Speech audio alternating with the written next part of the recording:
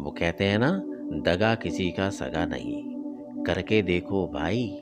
चिट्ठी उतरी वामन ऊपर, नाई नाक कटाई। ये लाइन याद रखना। साथ ही साथ ये भी याद रखना, आपके कर्मों का फल और दंड यही भोगना है, दूसरा और कोई रास्ता नहीं है। नमस्कार दोस्तों, आपके एम के मंजीत का आपको प्यार भरा नमस्कार। सब्जेक्ट और विषय ऐसा, जीवन को एक कदम और आगे ले जाने वाला। लेकिन कहते हैं ना कि जीवन के कदमों को तो आदमी बढ़ा लेता है, वापसी के रास्ते हम बंद कर देते हैं। लेकिन उसके पहले मेरा स्लोगन है ना कि अगर आप जीवन की सत्यता के सत्य के बार को देखना सुनना पसंद नहीं करते तो ये वीडियो आपके लिए कतई नहीं है। ऐसा कौन सा सब्जेक्ट है जो जीवन के एक कदम को आगे ले जाने वाला? आज का मेरा टॉपिक है, जैसा कर्म वैसा दंड। देखने वाला, दिखाने वाला, समझने वाला, समझाने वाला, सारे चीजें इसमें इन्वॉल्व हैं। इन 5 ऑप्शन में से आप किस में जाके चुनते हैं, आगे या पीछे, ये आपके ऊपर है। इसलिए ये टॉपिक विषय में लेके आया। कहते हैं ना, इंसान को बहुत बड़ी जिज्ञासा होती है। जो कर रहा है ठीक है, जो किया है वह भी ठीक है, जो करने वाला है वह भी ठीक है। हर चीज वो ठीक ठीक लेकर चलता है, क्योंकि जुगाड़ पानी में लगा रहता है, इंतजाम और सेफ्टी में लगा रहता है। उसको पता होता है इसके इंतजाम और अल्टरनेट पहले करने पड़ेंगे। कि जैसे जो पाप किया ना, हर एक इंसान के अंदर एक जिज्ञासा होती है कि उसके कर्मों का दंड का फल आज पता चल जाए कि उसको क्या सजा मिलने वाली, उसका जुगाड़, उसका अल्टरनेट पहले से तैयार कर ले। इतना चालाक होता है। लेकिन कहते हैं ना, कर्मों के जैसे फल होंगे वैसे दंड होंगे, जैसे दंड होंगे वैसे फल होंगे। यही आज का टॉपिक है। तो मैं क्या कहता हूँ कि हम सभी लोग जीते जी उगता चुके हैं, जीवन से, समाज से, सभी लोगों से। जितने भी समय से हम जीते आ रहे हैं, एक समय के बाद उत्पात पाप उद्दंडता की चरम सीमा पर फ्री हैंड अपने आप को ले जाकर छोड़ देते हैं कि लोग कूदो, जितना उत्पात कर सकते हो करो, क्योंकि अच्छे से जीना आता ही नहीं। यह सब कुछ जानते समझते हुए भी कि यह गलत है, पाप की श्रेणी में है। जो किया और जो कर रहा है, इसके परिणामों को भोगना ही पड़ेगा। सत्य है।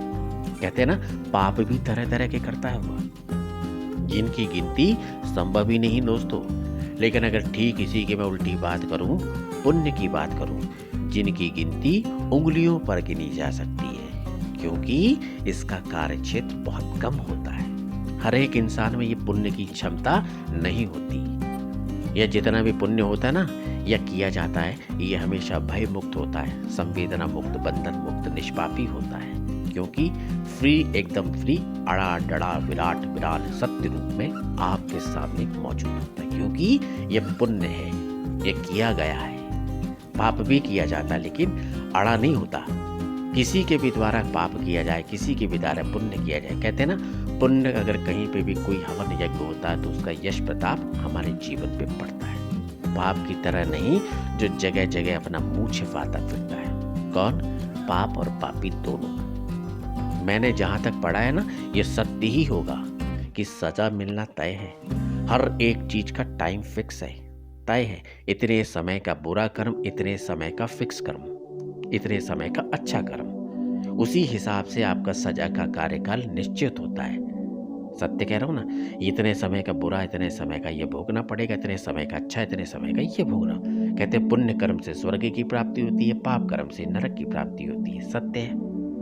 वहां पर भी काम के हिसाब से भेजा जाता है। स्वर्ग में रखा जाता है तो क्या होता है, जो चाहे मरणोपरांत इच्छा अनुसार अंततः आनंद की सुख की अनुभूति होती है।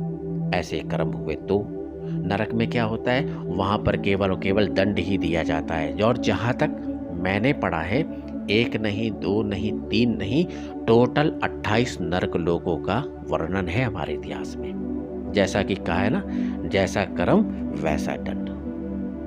कहते हैं ना, ये उदाहरण के तौर पे अगर बोलूं, छोटा सा उदाहरण, मुंह में अगर धूल बैठ जाती है, गंदा हो जाता है, तो हम क्या करते हैं, तौलिए से पोंछते हैं, रुमाल से पोंछते हैं। ठीक है।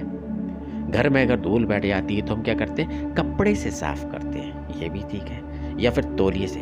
और अगर तौलिया और रुमाल गंदा हो जाए तो हम क्या करते हैं, या तो फटकार लेते हैं, हद से हद पानी से उसको निचोड़ के धो लेते हैं, फटकार देते हैं। अगर मैं ठीक इसी का उल्टा कर लूँ तो कहते हैं ना, पोछे का कपड़ा कैसा होता है, उसे हम कैसे साफ करते हैं, साबुन से सर्फ लगाकर, ठीक है ना।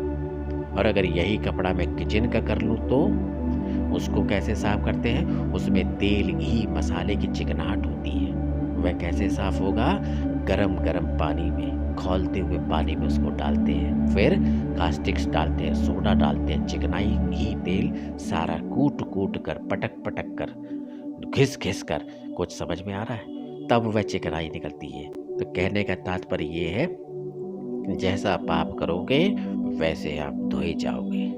इन शॉर्ट में मैंने कहा था ना, दगा किसी का सगा नहीं, करके देखो भाई, चिट्ठी उतरी वामन ऊपर, नाई नाक कटाई। अपनी नाक कटाने का प्रयास ना करें।